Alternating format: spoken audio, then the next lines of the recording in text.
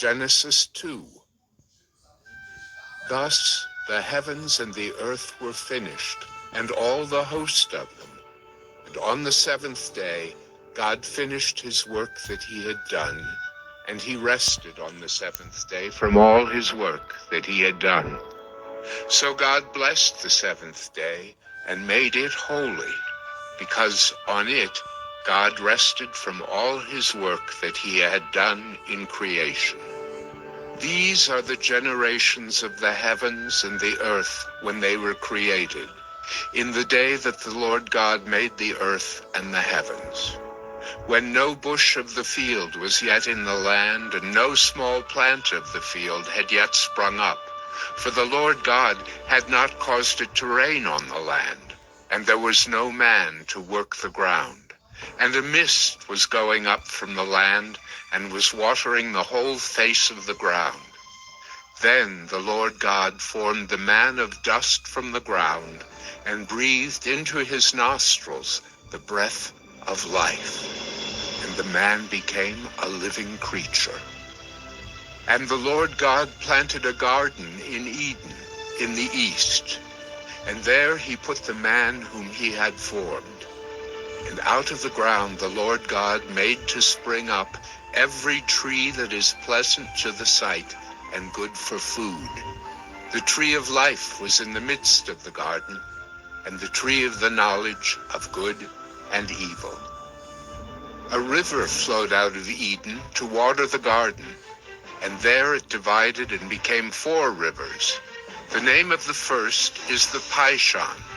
It is the one that flowed around the whole land of Havilah, where there is gold. And the gold of that land is good. Bdellium and onyx stone are there.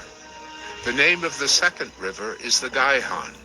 It is the one that flowed around the whole land of Cush. And the name of the third river is the Tigris, which flows east of Assyria. And the fourth river is the Euphrates. The Lord God took the man and put him in the Garden of Eden to work it and keep it.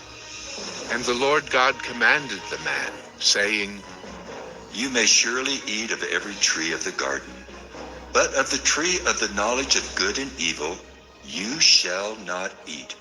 For in the day that you eat of it, you shall surely die. Then the Lord God said, It is not good that the man should be alone. I will make him a helper fit for him. Now, out of the ground the Lord God had formed every beast of the field and every bird of the heavens, and brought them to the man, to see what he would call them. And whatever the man called every living creature, that was its name.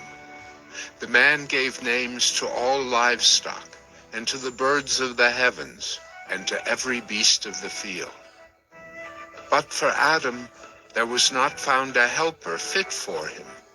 So the Lord God caused a deep sleep to fall upon the man, and while he slept, took one of his ribs and closed up its place with flesh. And the rib that the Lord God had taken from the man, he made into a woman, and brought her to the man. Then the man said, This at last is bone of my bones and flesh of my flesh. She shall be called woman, because she was taken out of man. Therefore, a man shall leave his father and his mother, and hold fast to his wife, and they shall become one flesh. And the man and his wife were both naked, and were not ashamed.